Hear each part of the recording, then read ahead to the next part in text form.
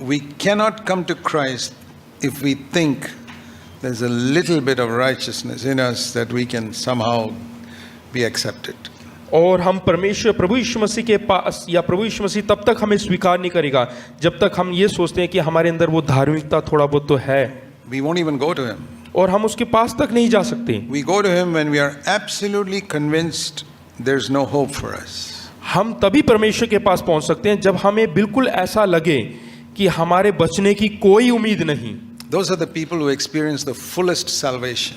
और वे वही लोग हैं जो पूर्ण तौर से उद्धार को अपने जीवन में पाते हैं। I found many types of believers who seem to have a incomplete sort of salvation. और मैंने कई बार ऐसे विश्वासियों को देखा है जो पूर्ण तौर से उन्होंने अपने जीवन में उद्धार नहीं पाया। When I go back to the beginning of their Christian life, अगर जो उनके मसीह जीवन के आरंभ की ओर जाकर देखें, they did not feel at the beginning that they were good for nothing, useless, rotten sinners. और उन्होंने आरंभ में अपने आप में ये महसूस नहीं किया कि वो सड़े हुए बिल्कुल पापी व्यक्ति हैं।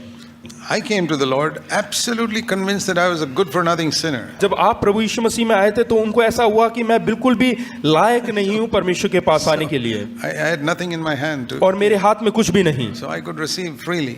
तो इसलिए मैं जो है उसे मुफ्त में पा सकता हूँ। Now it is exactly the same when it comes to receiving the Holy Spirit.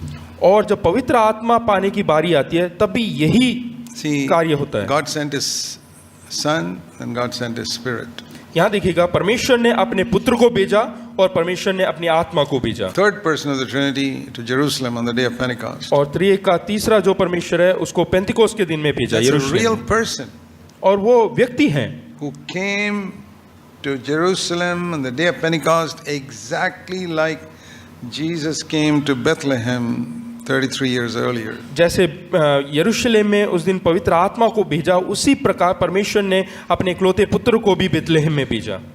So today it's not Jesus Christ who's on earth, it's the Holy Spirit. आज प्रभु यीशु मसीह संसार में नहीं, लेकिन पवित्र आत्मा इस संसार Jesus में। Christ is in heaven at the right hand of the Father. प्रभु यीशु मसीह पिता परमेश्वर के दाहिने हाथ में स्वर्ग में बैठे विराजमान हैं। It's the Holy Spirit who's on earth exactly like Jesus was in Israel. और when he जिस was on प्रकार earth. से प्रभु यीशु मसीह इज़राइल में थे, उसी प्रकार इस समय पवित्र आत्मा हमारे बीच में है। And just like we can't receive Jesus unless we are completely empty in our hands, say, Lord, there's nothing good in me.